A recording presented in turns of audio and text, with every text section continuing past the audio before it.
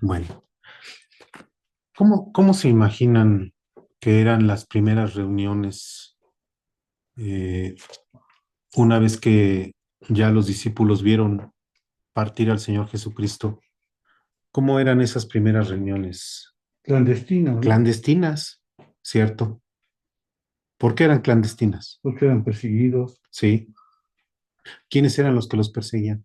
los romanos, Los romanos, los maestros, bueno, los los maestros. fariseos, los saduceos, los sumos sacerdotes y el resto de los miembros del Sanedrín. Ujú. Incluso yo diría que los que menos los perseguían, los que menos los molestaban, eran los romanos. Los romanos les tenían sin cuidado, ¿eh?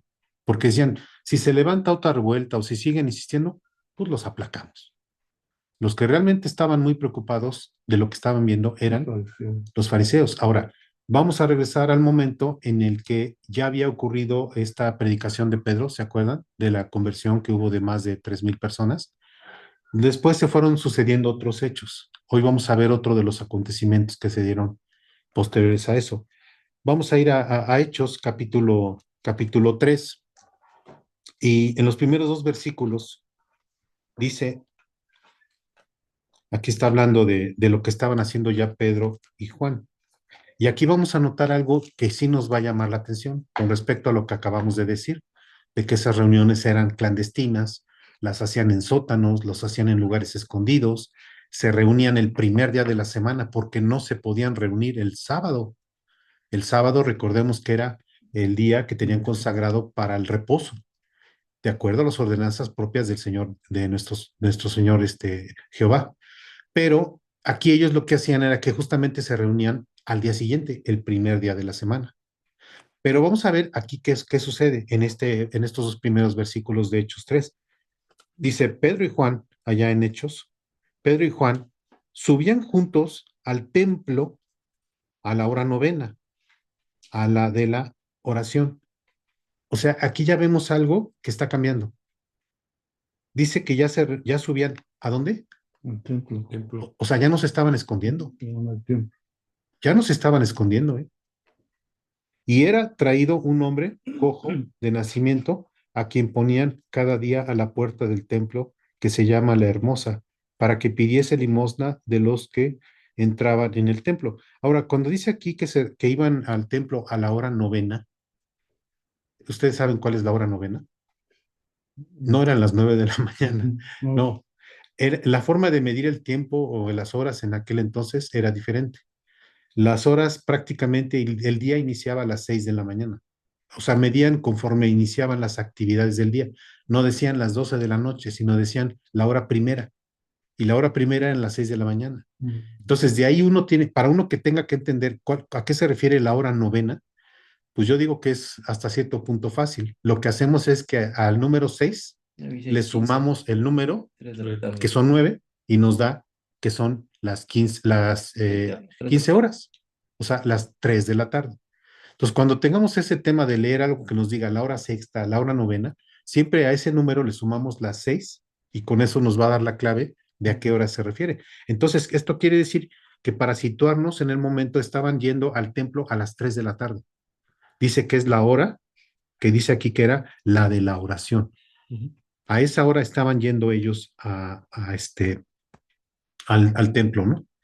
Y dice entonces en adelante, dice que hablando de este hombre que ya todos lo conocían, porque era un hombre que regularmente acudía ahí a pedir limosna. Sabía que de alguna manera alguien le iba a ayudar. Era un hombre que estaba cojo. ¿Desde cuándo estaba cojo? Bueno, pues La edad que tuviera de nacimiento. la edad, sí, la edad que tuviera, porque aquí dice que era un hombre que ya tenía digamos, ese conocimiento. Dice, cuando vio a Pedro y a Juan que iban a entrar en el templo, les rogaba que le diesen limosna, porque pues eso era lo que él siempre hacía. Pedro, con Juan, fijando en él los ojos, le dijo, míranos. O sea, casi casi les dijo, mira, pues no traigo nada en la bolsa, míranos. Pero el hombre, cuando le dijo, míranos, dice, entonces él les estuvo atento, esperando recibir de ellos algo, porque cuando le dijeron, míranos, ellos dijeron, ah, me va a dar algo. No, Entonces, más Pedro dijo, no tengo plata ni oro, pero lo que tengo te doy. Y aquí se avienta una declaración, Pedro, que uno dice, es digna de analizar, porque dice, en el nombre de Jesucristo de Nazaret, levántate y anda. Y uno se pone a pensar, bueno, yo también hubiera preguntado, ¿con qué autoridad dicen eso? No porque estuviera yo cuestionando a Pedro. Yo acababa a lo mejor de ver cómo había predicado y se habían convertido 3,000, pero sí le preguntaría, oye, ¿te das cuenta de lo que estás diciendo? O sea, estás diciendo que esta persona se cure. Es algo que si no está Dios contigo, o sea, si Dios no te respalda en esto que tú estás diciendo, pues incluso se corre el riesgo de que quede mal parado el ministerio de Dios.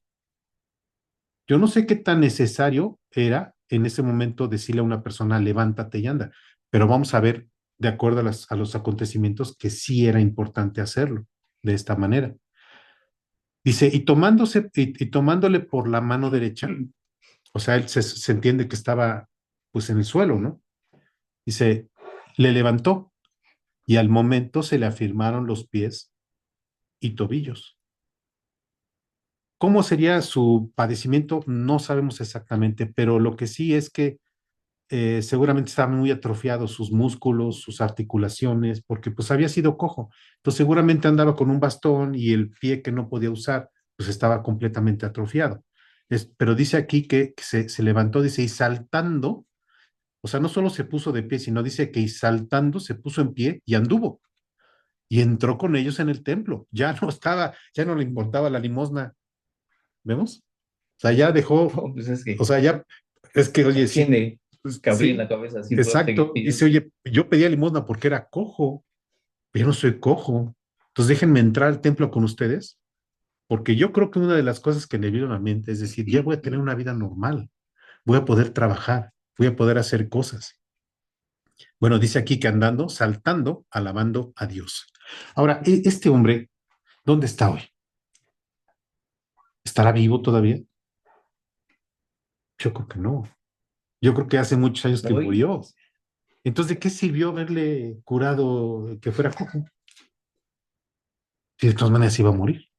pero sí sirvió, ¿no?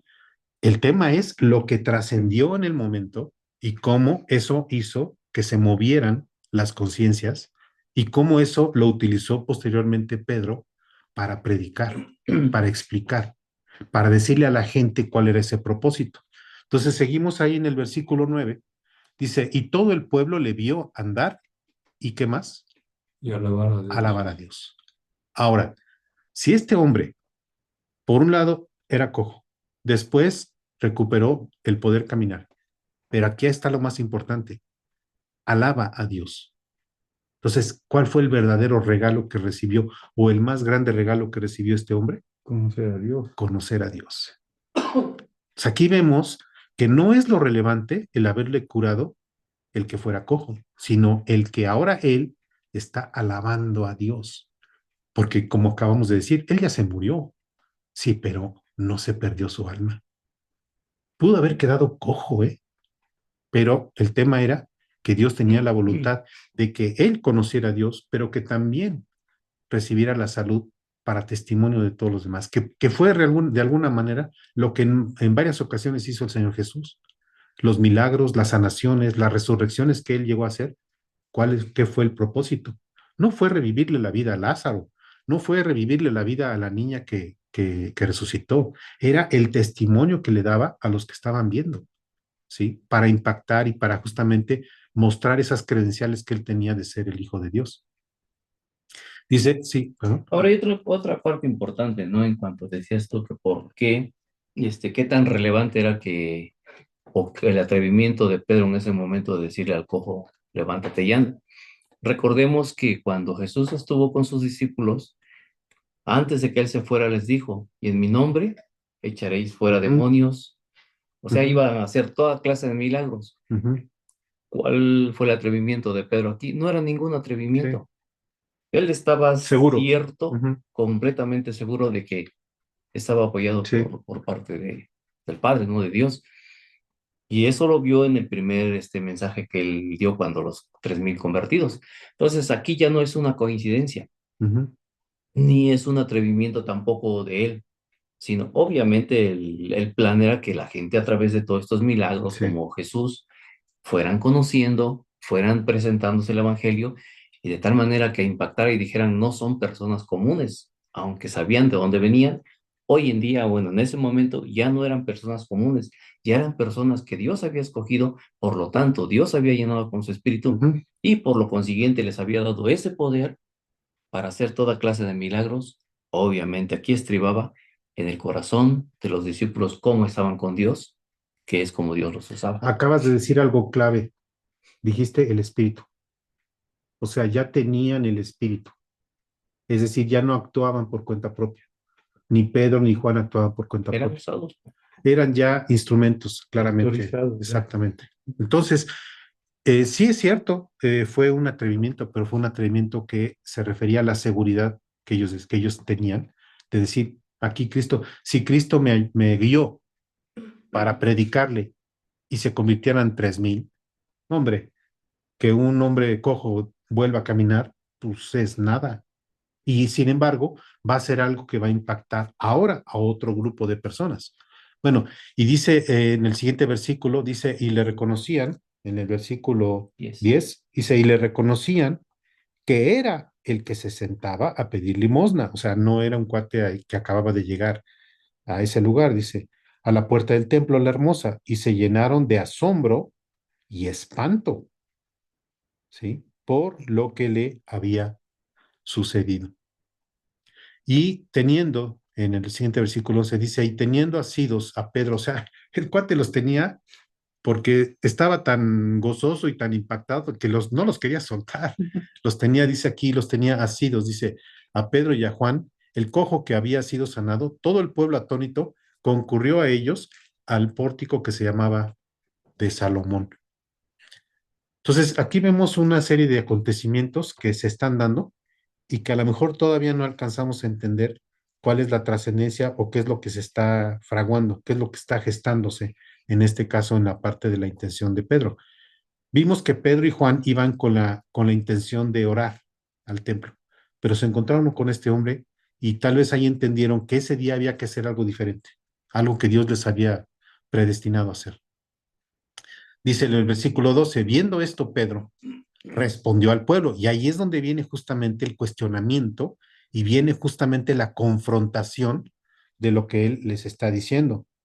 Dice, eh, concurrió ellos dice en el versículo 12, que ¿por qué os maravilláis de esto? Les hace claramente una pregunta retórica. O sea, él sabe la respuesta, él sabe que están maravillados, pero le dice, ¿por qué se maravillan de esto? ¿O por qué ponéis los ojos en nosotros? O sea, ¿por qué miran al cojo o por qué nos miran a Juan y a mí? Como si por nuestro poder o piedad hubiésemos hecho andar a este.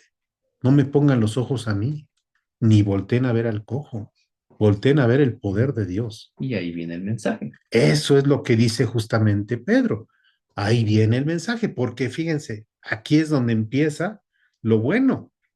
Cuando justamente Pedro empieza a citar el Antiguo Testamento. ¿Por qué cita el Antiguo Testamento? Porque les está hablando a los judíos, le está hablando al pueblo, le está hablando a los hebreos, le está hablando a esa gente que evidentemente está perfectamente empapada y sabida de lo que es el antecedente. Obviamente, si a ellos les decía Abraham, ellos iban a decir, sí sé quién es Abraham. Isaac, sí, también sé quién es Isaac.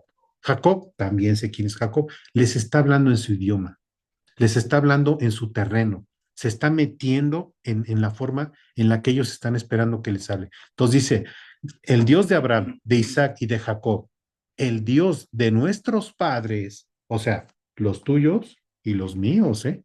O sea, no estoy hablando de otro Dios, estoy hablando de ese mismo Dios Por la descendencia de ellos. del cual tú seguramente perteneces a alguna de las tribus, ¿eh? Ujú. Eso que ni qué. O sea, es un hecho que si estás hablando con el pueblo hebreo en ese momento, en Jerusalén, pues todos ellos eran descendientes de alguna de las tribus que a su vez eran los hijos de Jacob. Entonces, claramente ellos trazan su línea y dicen, sí, arriba de mí hay alguien hasta llegar a Jacob, a llegar a Isaac y más aún llegar a Abraham. Entonces, estamos hablando como quien dice aquí, Pedro les está hablando entre pares, entre iguales, ¿sí? O sea, les dice, no me vean a mí diferente, somos iguales, somos judíos, todos somos judíos aquí. Entonces dice, el Dios de nuestros padres ha glorificado a su Hijo Jesús, a quien vosotros, ahora aquí sí viene la confrontación, porque les dice, a quien vosotros entregasteis y negasteis delante de Pilato. Pilato era pues el gobernante impuesto en ese momento por los romanos. Dice, cuando o sea, se refiere a Pilato, dice, cuando había resuelto ponerle en libertad. O sea, tú lo entregaste a Pilato y él había resuelto ponerlo en libertad. Y según insististe, para que fuera muerto, porque más adelante dice en el siguiente versículo, más vosotros negasteis al santo y al justo. O sea, aquí les está poniendo una tunda, les está dando con todo, pero al mismo tiempo los quiere confrontar, no los quiere retar ni quiere enemistad con ellos. Lo que quiere es decirles, miren lo que hicieron,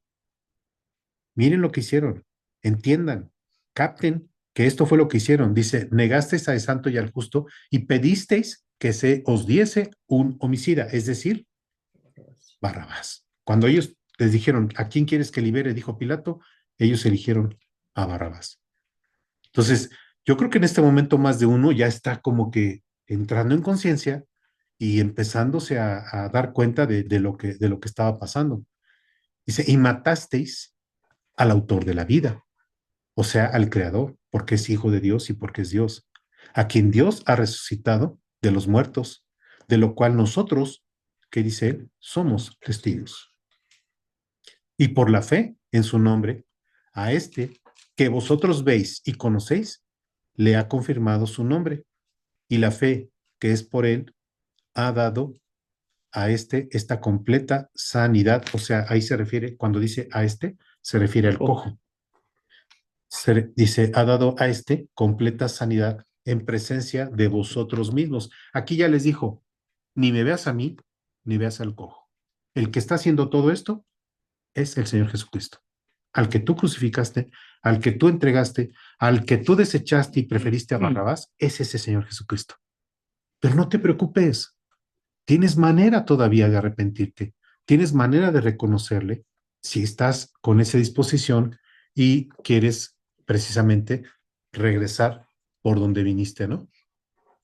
Versículo 17 dice, mas ahora, hermanos, sé que por ignorancia, o sea, de alguna manera les dice, Pero aquí hay una parte importante en esta frasecita de ese pasaje, cuando dice, sé que por ignorancia, él inteligentemente, con mucha sabiduría de Dios, los trata de tener, como se dicen, en la bolsa, ¿no? Para que no empiecen a confrontarse y enardecerlos más, porque en un momento dado también al decirles, tú crucificaste, aparte de que a ellos les entra el acto de conciencia, de decir, bueno, sí, quizás, pero también pudo ser al revés, que estaban enardecidos y estaban con el coraje. Entonces, en esa parte, el apóstol Pedro es bien inteligente, porque dice que por ignorancia, entonces, bueno, entonces no somos tan culpables como nos está diciendo, y se los dice más adelante, ¿no? Sí, sí, claro, porque les dice, bueno, lo hiciste, sí, pero te entiendo, lo hiciste por lo ignorancia, suaviza. porque es como si él dijera, si alguien se levantara y dijera, oye, no te hagas, Pedro, tú lo negaste 3 veces, ¿o no? Alguien de la multitud podría haber dicho, oye, ¿me vienes a recriminar a mí que yo pedí que lo entregaran? Tú lo negaste 3 veces, yo estaba ahí en el patio del sumo sacerdote, yo te vi y hubiera tenido razón. Pero entiendo tu momento porque estabas pasando. Entonces, Pedro, por eso les dice, te entiendo, lo hiciste por ignorancia. O sea, no te vengo a culpar, no te vengo a acusar, no te vengo a confrontar, te vengo a presentar el Evangelio de el Señor Jesús. Dice, pero dice en el 17 entonces, hermanos, sé que por ignorancia lo habéis hecho, como también vuestros gobernantes. O sea, de paso menciona aquí a los gobernantes, pero ¿qué gobernantes? ¿Pilato? Herodes. No, no se refiere a esos gobernantes. Se refiere a los gobernantes, en este caso, de el Sanedrín. Porque ellos fueron los que pidieron, crucifícale. Ellos fueron los que levantaron a la multitud para que pidiera que fuera sacrificado. Pilato ya había dicho, a ver, azótenlo, Le lavo las manos y sobre su... azótenlo y que se vaya, ¿eh? Yo no tengo ningún problema con él. ¿Quiénes fueron los que dijeron? No, no, no, no, no, no, no, no, crucifícale. Entonces se está refiriendo a esos gobernantes. Entonces dice en el siguiente versículo, así que arrepentíos, o sea, les está invitando diciendo, bueno, ya entendimos todo lo que hiciste, ya te dije por qué lo hiciste, ahora arrepiéntete, tienes oportunidad y convertíos para que sean borrados vuestros pecados, para que vengan de la presencia del Señor tiempos de refrigerio, tiempos de descanso. Bueno, ahorita vamos a ver eso más adelante. Más adelante vamos a ver qué pasó. Es buena pregunta, ¿eh? Es buena pregunta y vamos a dejar un tiempo para responderla. Tal vez no la respondamos hoy, pero la vamos a responder.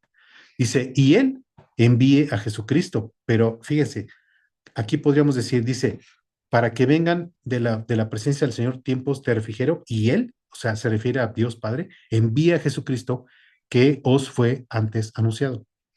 Bueno, pero qué no vino ya?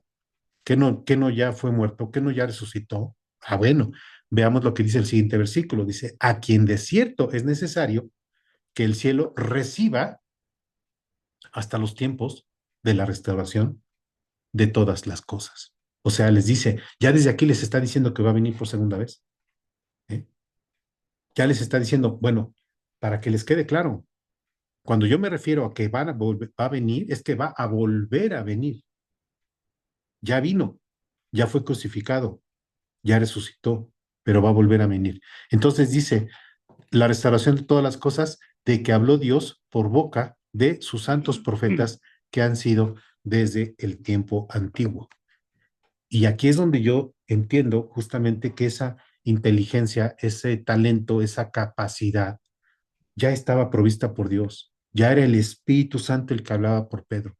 Ya estaba imbuido de esa coordinación y de esa forma que solamente podía venir de Dios para poder explicar todas estas cosas. Porque fíjense cómo aquí Pedro dice, cita a Moisés en el siguiente versículo, en el 22, porque Moisés dijo a los padres, y cuando dice a los padres se refiere a los padres, ya dijimos de quién, ¿verdad?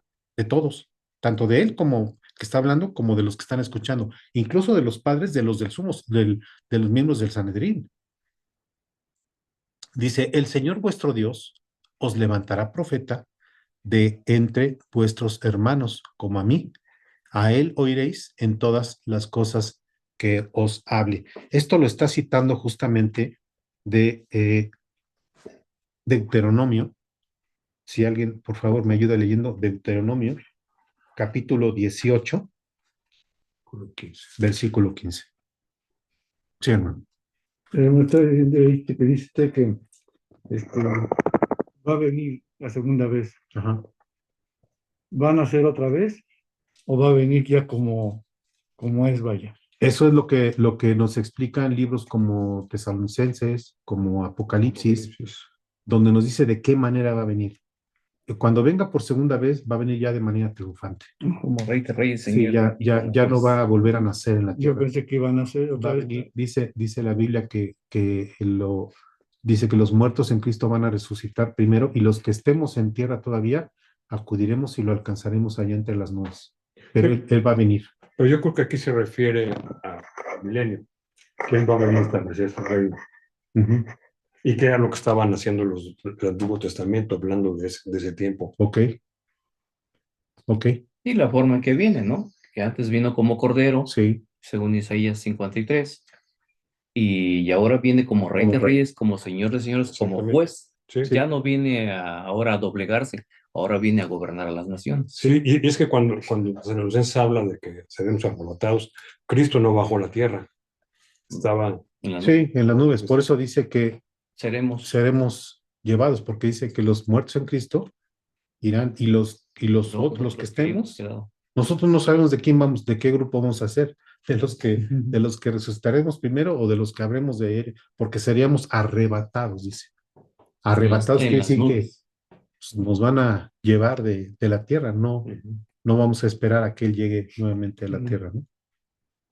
Bueno, pero decíamos que es en Deuteronomio 18:15. Dice, profeta de en medio de ti, de tus hermanos como yo, te levantará Jehová tu Dios, a él oiréis. O sea, fíjense, una cosa interesante. Para nosotros es muy natural hoy poder citar diferentes versículos de la Biblia. Aquí los tenemos. Hoy podemos decir, a ver, vamos a Números, vamos a Deuteronomio. Sí, pero volvamos a recordar que en aquel entonces no había acceso, como hoy, tan fácil a leer las escrituras. Entonces ya habíamos comentado que de alguna manera el Señor Jesús estuvo instruyendo a sus discípulos, los estuvo capacitando, les dio todo este bagaje, todo este conocimiento, pero también el hecho de que ahora mora en ellos el Espíritu Santo los guía para explicar estas cosas que vienen del Antiguo Testamento.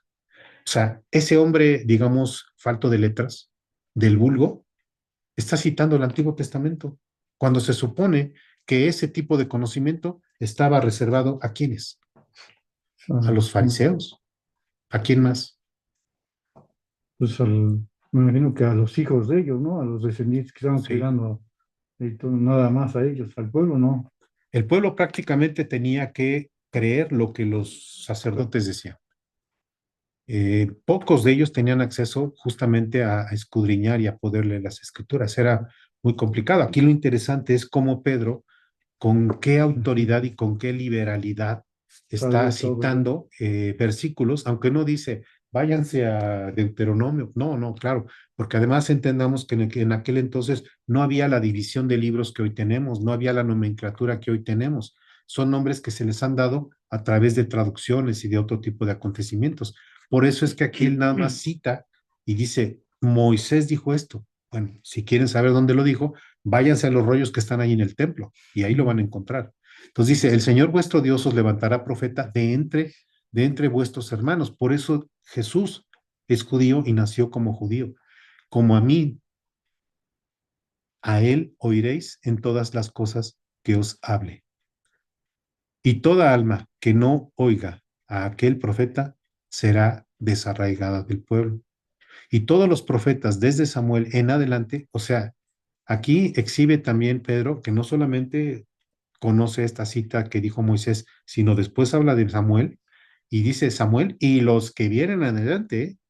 O sea, todos los que vienen adelante, Isaías, Jeremías, etcétera, dice, cuantos han hablado también han anunciado estos días, ¿sí? O sea, Pedro les está diciendo, damas y caballeros, esto tenía que pasar. No es algo que ocurrió por arte de magia ni fue algo fortuito. Es algo que ya estaba establecido por Dios. Se lo dictó a Moisés, se lo dictó a Samuel, se lo indicó a los diferentes profetas. Y esto no es más que la consumación de la voluntad de Dios que viene establecida en el Antiguo Testamento. Así que entonces allá en los últimos versículos de este capítulo dice, en el 25 dice, vosotros sois los hijos de los profetas y del pacto que Dios hizo con nuestros padres, pero podría perfectamente decir con nuestros padres y con los padres de ustedes, porque son los mismos. Subrayemos esto, son los mismos. Aquí son la misma descendencia, todos son de las tribus de Israel. Dice, diciendo a Abraham, en tu simiente serán benditas todas las familias de la tierra. Esta fue una de las promesas, este es uno de los compromisos de Dios para con Abraham, de que no solamente él tendría una gran descendencia, sino que el resto de las naciones iban a ser también benditas por él. Y eso, a quién nos alcanza? Pues justamente a nosotros, ¿no? Que no somos judíos, que no somos israelíes, que no somos descendientes de esas 12 tribus. Entonces, eso es lo maravilloso, que a nosotros también, sin estar dentro de ese pueblo, nos alcanza la salvación. Estamos invitados, como quien dice. Somos invitados y somos, como de alguna manera podemos decir, somos hijos adoptivos, pero que de alguna manera Dios nos considera hijos como si fuéramos naturales. porque tenemos exactamente la misma jerarquía y el mismo peso como hijos, como si fuéramos judíos igual que ellos, ¿no? Y el último versículo dice, a vosotros primeramente Dios, versículo 26, a vosotros primeramente Dios, habiendo levantado a su Hijo, lo envió para que os bendijese, a fin de que cada uno se convierta de su maldad. ¿Ustedes creen que en este momento siguen pensando en el cojo? O sea, los que estaban oyendo ahí, siguen clavando su mirada y su pensamiento en el cojo y siguen diciendo, híjole, es que, no, mira, un hecho sobrenatural. Ya la mente tuvo que irse por el lado de la predicación de Pedro. No es que Pedro desvió. Claro, Exactamente. Pedro fue el que les dijo, voy a hacer esto, pero no se claven aquí. Justamente esto es lo que no quiero, que pongan sus ojos, que pongan su mirada en este hecho sobrenatural. Lo que quiero que pongan es que justamente así como Cristo padeció y fue entregado, ese mismo Cristo también les ofrece a ustedes que se arrepientan. Y entonces pasa a un segundo término el cojo y se queda el mensaje de salvación. Ahí se queda ese mensaje de salvación dentro de esta multitud. Y entonces, con ese pensamiento, hermano, nos vamos a quedar para responderle su pregunta en la próxima sesión. O sea, usted preguntó, ¿y qué pasó con ellos? ¿No? O sea, ¿se convirtieron o no? Bueno, aquí como quien dice, vamos a dejarlo en continuará, ¿sí? Porque es muy importante, nos toma un buen tiempo explicar y darle respuesta a esa pregunta, ¿sí? Bueno, no sé si algo más que agregar, Gonzalo. No, pues está interesante ver la forma en que Pedro comenzó a introducir este, el Evangelio a esta gente que crucificó a Cristo. Y ya no le importa que lo persigan, que lo vituperen, que lo insulten, que lo tomen preso, no le importa, ya no se esconde Pedro, ni Juan. Ya están ellos diciendo, oye, si acabamos de ver la conversión de 3,000 hace unos días, ¿qué nos puede, qué nos puede infundir miedo? Nos pueden pasar muchas cosas, pero ¿qué nos puede infundir miedo? Y ellos lo reafirman. Cuando el cojo es sanado, Sí. ellos agarran todavía más fuerza. Ellos dicen, esto es lo último que faltaba para que nosotros nos convenciéramos que lo que pasó con los 3,000 anteriores no fue obra de la casualidad, fue obra del Espíritu Santo, y con esto lo estamos reafirmando, que simple y sencillamente Dios va delante de nosotros, el Espíritu Santo va delante de nosotros. Y aquí se crea un conflicto, ¿no? Un conflicto entre los que dicen, pues si estos hombres están actuando en nombre de Jesucristo, hay que creer en Jesucristo. Pero hay otros que dicen, no, o sea, hay que meterlos a la cárcel, hay que reprimirlos, hay que golpearlos. Ese es el conflicto que está aquí y que es el que vamos a tratar en la próxima sesión. Yo siento que debe haber también otros Pablos, ¿no? Sí, sí. Contra los judíos, vaya. Otros Pablos que O sea, son otros sanguinarios, sanguinarios. Pablos antes de que se convirtiera por el Señor Jesús, o sea, Los Saulo. Saulos. Ajá, pues sí. Sí, Otros, claro. otros. Sí, de hecho, todavía en esta parte del libro de Hechos, todavía no se presenta el acontecimiento justamente de la conversión de Pablo. Entonces, efectivamente, Pablo era uno de ellos, pero tiene mucha razón. No era seguramente el único. Seguramente había varios hombres que estaban encaminados a hacer lo que los miembros del Sanedrín decían. Lo que pasa es que Pablo era un hombre que era muy celoso de sus creencias y él estaba pensando que estaba en lo correcto. El Señor Jesús tenía sus planes para él, que ya los hemos tratado por Y a cada separado. uno lo usaba de diferente manera, porque no los usaba de igual manera. Sí, Como hoy en nuestros días, igual que alguien ahora. habla del Evangelio y no todos lo van a recibir. Y nos ha pasado que los que hemos dado testimonio, algunos sí se interesan, otros se burlan, Sí, otros dicen, pues esto no es para mí. Entonces, el Señor trabaja y sí. va usando personas, va usando medios, va usando circunstancias y presenta la oportunidad para hacerlo. Y entonces, de acuerdo a lo que dice Belsa, pues justamente vemos que esta situación planteada aquí tiene muchos paralelismos a lo largo de la historia, ¿no? Los hombres y las mujeres que han sido, digamos que, partícipes de llevar la palabra de Dios, pues algunos han sufrido cosas similares a las que sufrieron Pablo, Pedro y muchos otros, ¿no? Que seguimos analizando aquí. Esteban, Esteban, por supuesto, Esteban. que es el que tenemos muy presente. Sí, la verdad sí, sufrió mucho. No, y aún en nuestros días, les platicaba hace un tiempo que a nosotros nos pasó, yo estaba pequeño, pero mi papá encerrado en toda la gente y con los machetes y las pistolas y una pistola acá. Y aún él les dijo, dice, bueno, yo vine con un propósito. Si Dios me trajo acá, aguas. Ujú. Y 15 días se murió el doctor, el que era uno de los instigadores. Sano completamente el doctor. Sano. Y eso lo tenemos como si lo estuviéramos viviendo.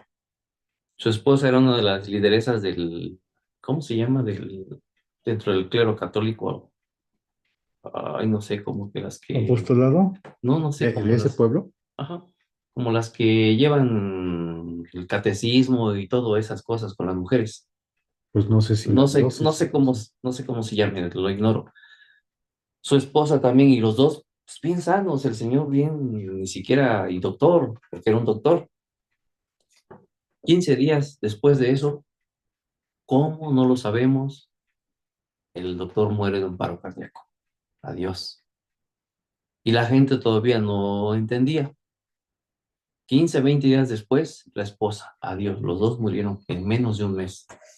Eso trajo un impacto grande a la población porque ahí, Sí. predicador que llegaba, así se los digo literalmente, salían por pedazos con los machetes. A partir de eso, empieza la gente a darse cuenta. Se formó la primera iglesia que lleva ya más de 40 años sin decir la iglesia, te tocó predicar cuando los 15 años de mi hija. Ujú. 40 y tantos años esa iglesia y, o sea, ¿yo qué les puedo decir si lo viví? Sí, Lo viví en carne propia. sí, Y eso es algo que a mí, para que yo niegue a Jesús, no tengo, no tengo de qué manera decir, Él no es real. Lo vivimos, lo sí. vivimos. Claro. Hay quien dice que, y el mundo, y la propia palabra de Dios así lo menciona, ¿no? Dice que los cristianos, el mundo nos ve como locos, ¿no? ¿Mm? Y así te dice, no te preocupes, te van a ver como loco. Pero a veces hay que estar más loco para no creer en Dios. A veces hay que estar más loco para no creer en Dios. Así es. Si es que Dios cambia a las personas que creen en Él por completo. Son Sí. nuevas personas. Otra cosa que me llama la atención de este pasaje que acabamos de meditar es que Pedro fue al templo, Ujú. a donde estaban los enemigos, ¿verdad? Así es. Y ahí fue y les habló. Sí, por eso decíamos que ya no tenían miedo, ya no se escondían. Y decían, aparte ubiquemos y recordemos eso, fueron a las 3 de la tarde, Sí, cuando todo, cuando todo el mundo estaba Orando. reunido para orar. O sea, no fue de que, mira, vamos a las 6 de la mañana, ¿no? no hay nadie, entramos No, solitos. y nadie se va a dar cuenta. No, aquí dijeron, ahora sí, vamos a las 3 de la tarde y nos vamos a encontrar a quien nos tengamos que encontrar.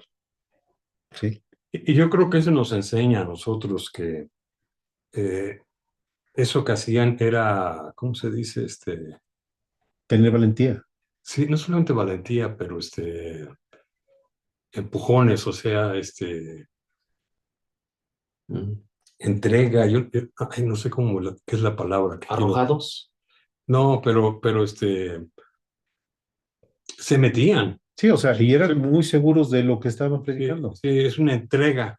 Y yo creo que cuando hacemos eso en nuestra vida, también Dios nos usa. Sí. Ahora, habrá quien diga, eran seguros de sí mismos. No, no eran seguros de sí No, mismos. eran hombres Eran comunes y seguros, eran que el seguros Espíritu de que Santo estaba estaban en ellos. cumpliendo la voluntad de Dios. Eh, Porque sabían que podían morir en cualquier momento.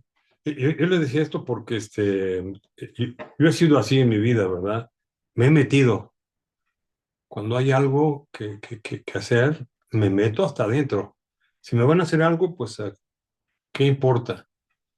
No sé si les comenté cuando comencé la obra en Cholula. Sí, Sí, ya les he contado, ¿verdad? Que pusieron las bocinas. Dije, ay, si aquí pusiéramos el evangelio. Entonces fui a hablar con el presidente municipal. Dijo, yo no quisiera que su pueblo cambiara, que hay muchos borrachos, muchos pleitos los domingos. ¿Por qué no hace algo? Dice, pero ¿qué hago? Le enseñé el mensaje. ¿Y cómo le hago? Pues póngalo ahí los domingos. tenemos un programa de radio, póngalo ahí en las bocinas, ¿verdad? Entonces, ir de esa forma a Cholula, donde ¿qué nos van a hacer caso, verdad? No, y el catolicismo está, pero Sí, sí. Y ahí comenzamos la primera iglesia cristiana en Cholula. Precisamente cuando pusieron eso, dábamos el teléfono, nos llamaban y entonces nos juntábamos. Sí, yo conocí también esa iglesia porque era cuando nos juntábamos los grupos de jóvenes y había grupos de jóvenes en cada una de las iglesias bíblicas. Entonces estaba la de Loreto, la de Cholula, la de Amalucan, todas estas iglesias que en ese entonces existieron. Ujú. Sí. Pues creo que seguimos aprendiendo de lo que Dios nos tiene por enseñar a través, en este caso, de uno de sus instrumentos, que fue Pedro. Entonces, Pero como le digo, uno piensa, como dice usted, era una persona que no tenía estudio, bueno, no leía los libros porque estaban guardados. ¿Cómo es posible que se aventara a hablar de todo eso sin que los haya leído, ¿no? Tal vez como dice, con el Espíritu Santo, sí, el poder de El Dios, poder de Dios. el poder de la Dios, autorización. la capacitación que viene del poder de Dios. No, y aparte estuvo 3 años con Jesucristo. No, pues ahí, es que fue ahí, para ti ahí más tuvo, maestro, ¿no? ahí tuvo su licenciatura, Claro, su maestría y su doctorado. doctorado. Sí, Ahí- todo. entonces, qué mejor que haber estado 3 años de tiempo Órale. completo, día y noche, aprendiendo del Señor Jesús, ¿no? Unos buenos y unos malos. Sí, así es. Bien, pues concluimos. Muchas gracias, hermano. No, al contrario, gracias por Gracias. compartir. Muy, muy bonito, ¿verdad? Y ver lo que Dios dice en su palabra. Ujú.